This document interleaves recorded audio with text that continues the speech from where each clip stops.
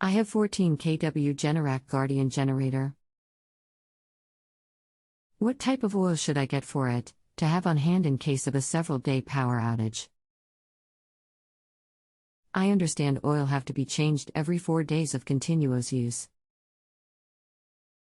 Hello, and thank you for choosing JustAnswer.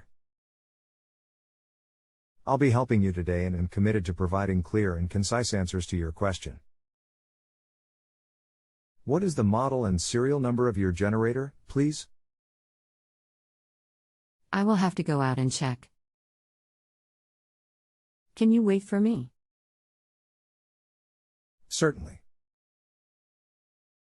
Rick, the moel hash XXXXX NNN-NNN-NNN serial is number 5,443,776.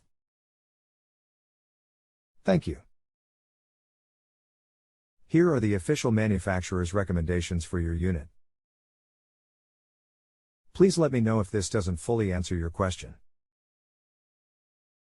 If you have a home improvement or appliance question and want to chat with an expert now, visit justanswer.com/YTHI.